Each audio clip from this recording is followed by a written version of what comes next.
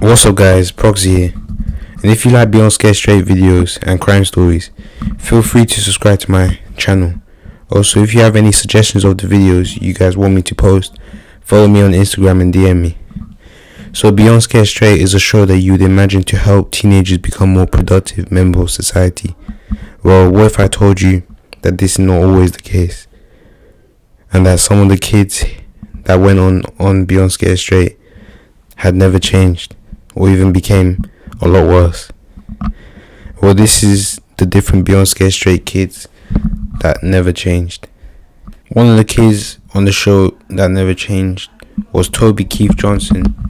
He was born on July the 28th, 1995.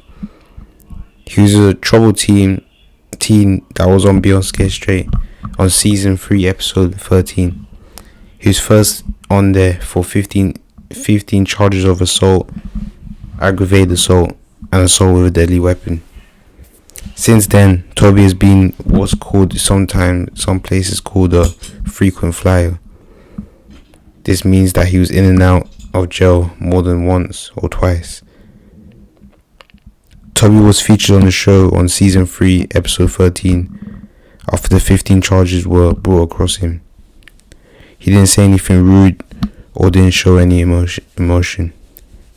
His silent, stoic demeanor really didn't hit off with the guards. Most notably, Deputy Lai repeated antagonized Toby, hoping to break him down and make him feel bad about the decision that Toby made. However, 1 month after Toby's jail program, he still didn't change his ways.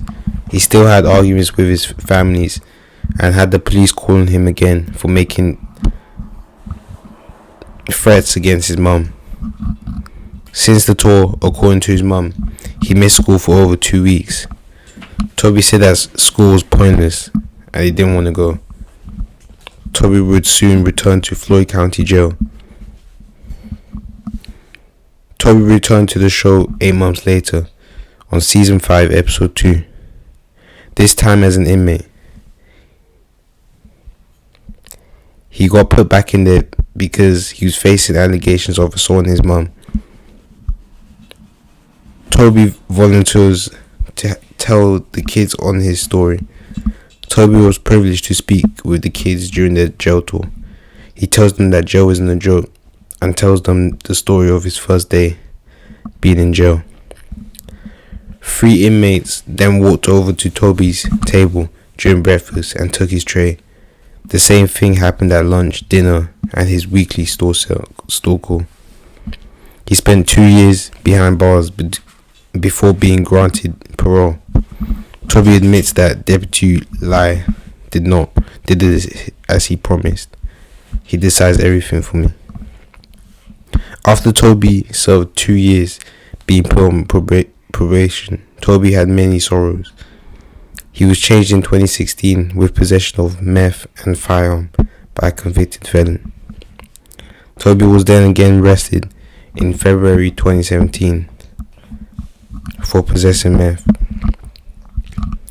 Toby was re-arrested on July the 5th, 2019 for the same offence.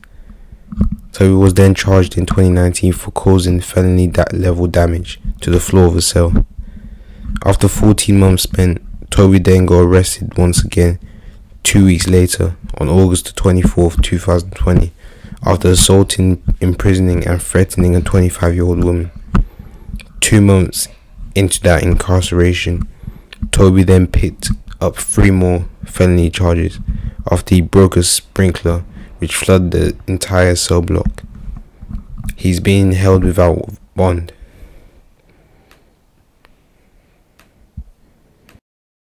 As you guys can see, this goes to show that Beyond Scared Straight didn't really help the kids. Maybe it might have helped them for a certain amount of time, but overall it didn't really help them. Subscribe to my channel for a part 2 of this, and if you guys like Beyond Scared Straight or crime stories, also subscribe as well. Also, you guys follow me on Instagram as well, so you get notified whenever I post. And if you guys got any suggestions on what I should post, follow me and DM me there.